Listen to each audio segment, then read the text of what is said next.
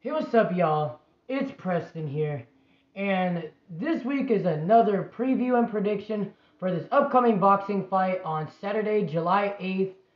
Jaron boots Ennis versus Roman Villa.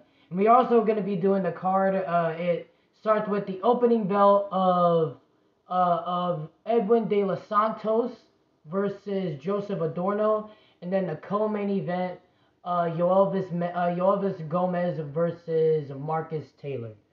So let's start off with the opening bell. All right, so this is our first fight.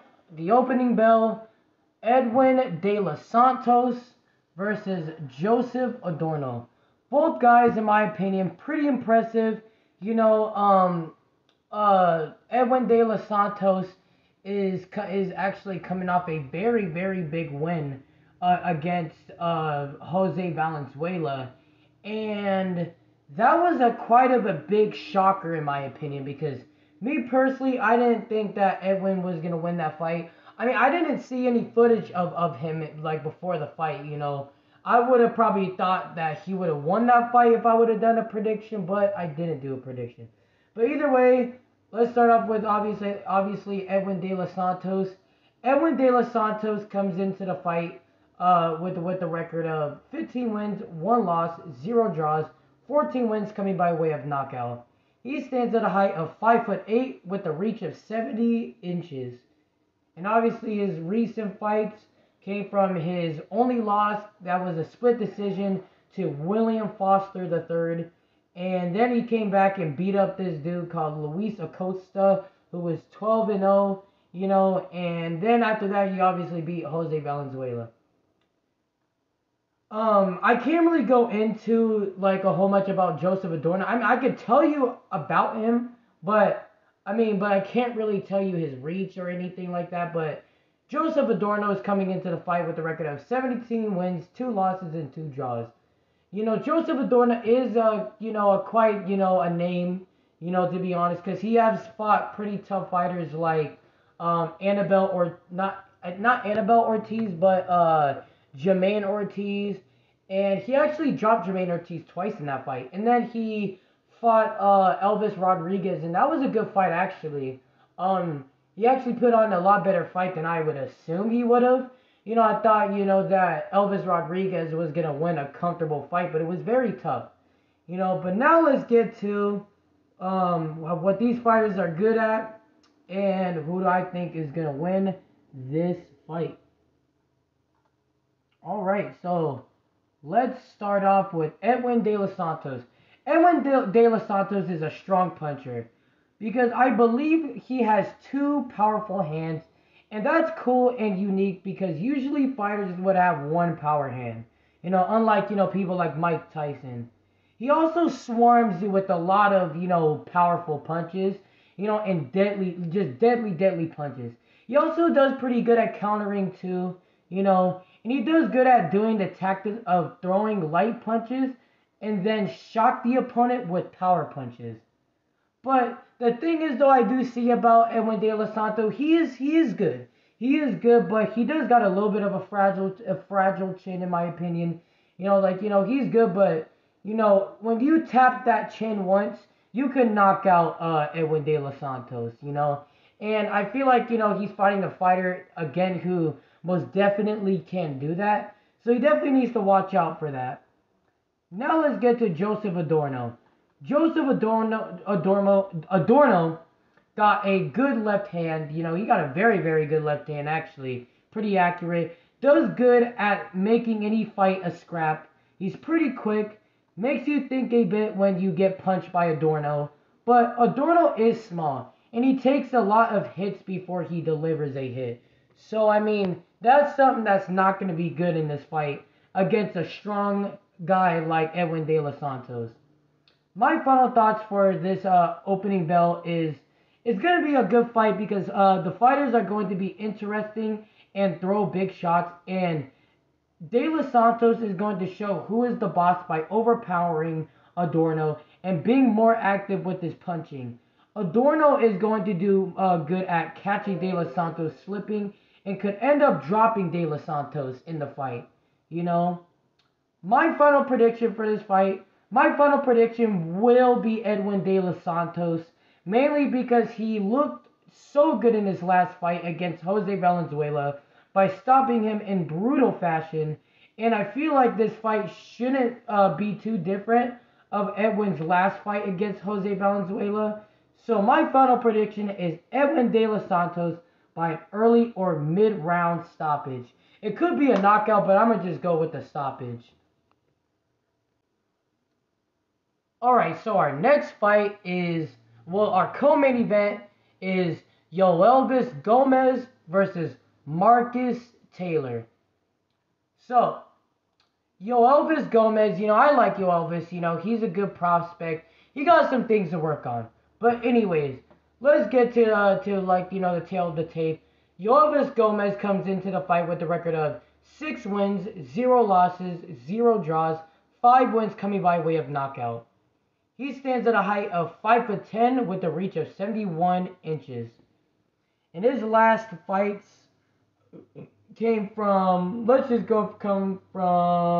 in 2021, and that was against Cassius Clay Collard, the one and only. If you guys don't know who Clay Collard is, if you're a true boxing fan, you should know who he is, to be honest. But Clay Collard is actually a guy who is, who was doing really, really good in boxing, but now he actually sucks now in boxing, so he's actually doing really, really good in the PFL right now. So that's definitely a big name for Yoelvis Gomez to beat. But then after that, he beat Jorge Cota, and that was a good win for him. But, he did show a little bit of holes. He wasn't able to actually put Jorge Cota away, but he was able to beat him up, and stuff like that. But, that's something to look at. Next up, we got Marcus Taylor. Marcus Taylor comes into the fight with a record of 14 wins, 1 loss, 2 draws, 1 win coming by way of knockout. He has a height of 6'1" with a reach of 76.5 inches. So that's a big reach advantage and actually a height advantage, to be honest with you. Because Yoelvis is, I already said it, but I kind of forgot, but 5'10", so 10, 11, 12. So that dude is 3 inches taller than Yoelvis Gomez. So this is definitely a tough task for Yoelvis Gomez.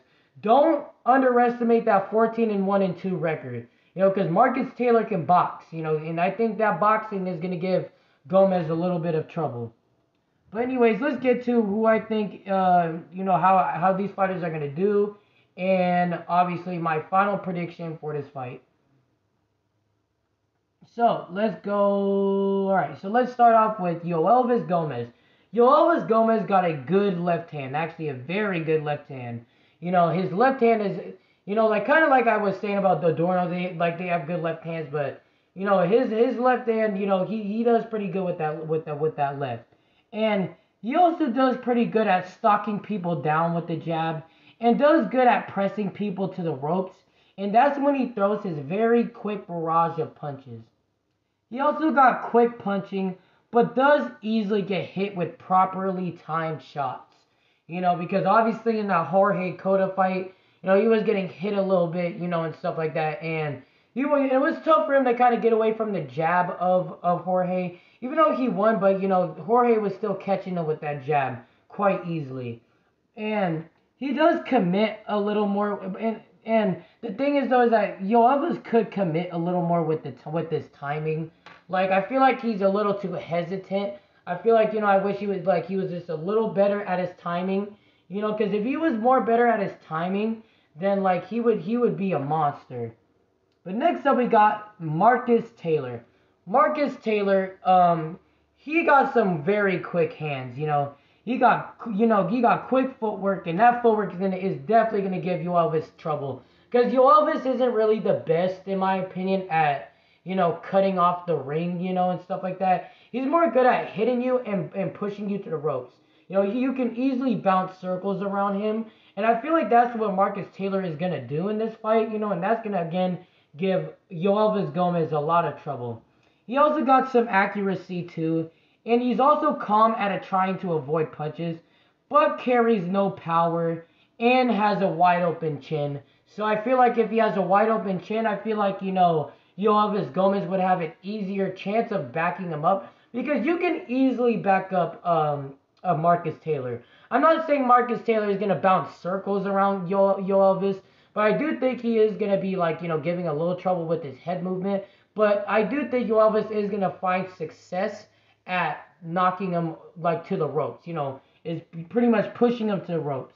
My final thoughts for this fight. This is another interesting bout because I never knew who Marcus Taylor was, but I think he's going to do actually shockingly good because he has quick footwork with his quick punches, and I feel like that would give Gomez a lot of trouble. Just like I said, Yoelvis Gomez is going to do good at making Taylor pay by trying to attack, and I feel like Gomez is going to do good at forcing Taylor to the ropes and destroy Taylor on the ropes. My final prediction for this fight, I will obviously be picking Yoelvis Gomez because Yoelvis just looks more fresh and Taylor has been fighting for years and haven't even got to 20 fights, and so there's not really much experience, and to be honest, with that non-experience, I feel like, because the dude been around for like 10 years and he's only 12 and 1 and 2, so at that point it just will show a lack of, of fighting, more of, like of experience, more of, because you can't really show that much experience when you haven't really fought that many people. So that's why I'm picking Yoelvis Gomez to win this fight by a unanimous decision. Alright, so now it's the main event of the evening. Jaron Boots Ennis versus Roiman Villa. So let's make this quick, guys. So apparently it's not gonna have me. What the hell?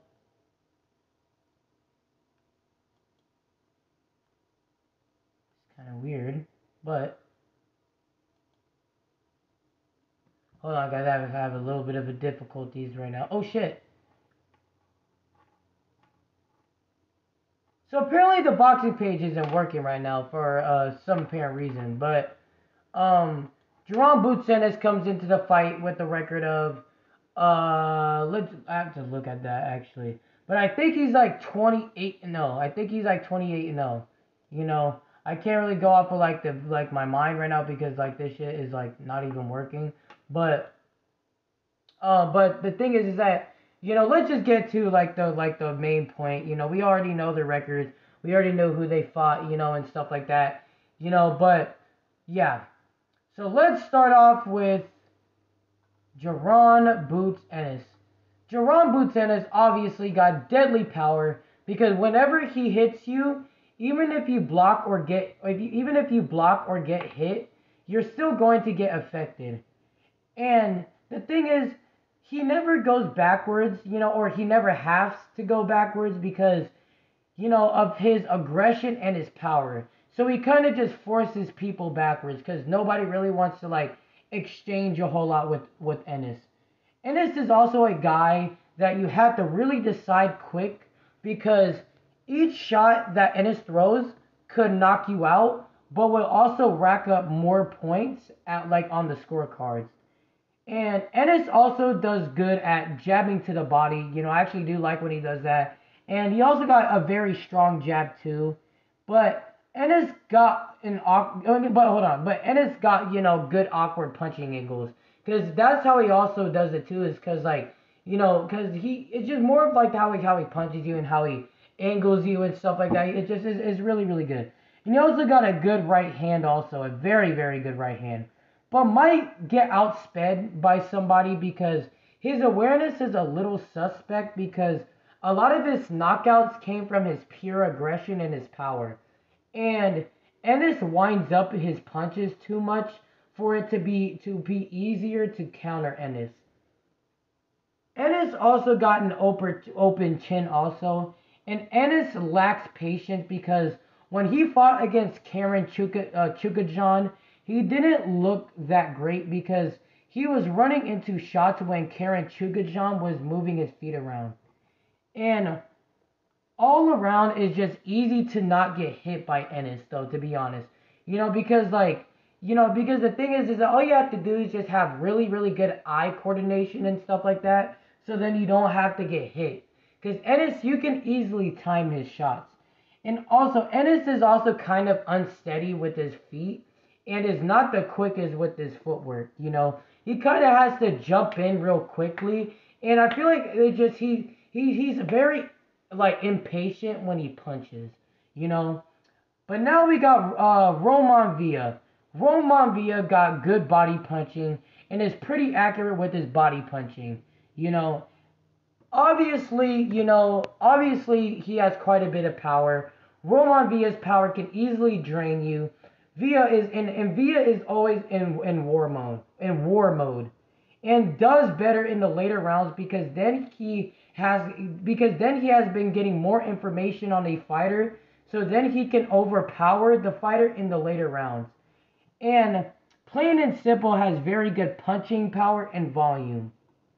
But the thing is though about Roman Villa is that Roman easily gets hit because his head is usually in front of your face because what be like before he hits you. And he doesn't really take body shots that well, and he also winds up too much when he punches also, and Villa can't mess with quick punching to be honest. And because like the thing is that you can literally throw four punches when Villa throws like one or two punches at you. Because he's just kind of slow to me in my opinion. And Villa also got really slow footwork. Like his footwork is slow as fuck, like really really slow. And the thing is, Ennis doesn't even have that good of footwork in my opinion. But I feel like he has the quicker footwork in this fight against Roman Villa.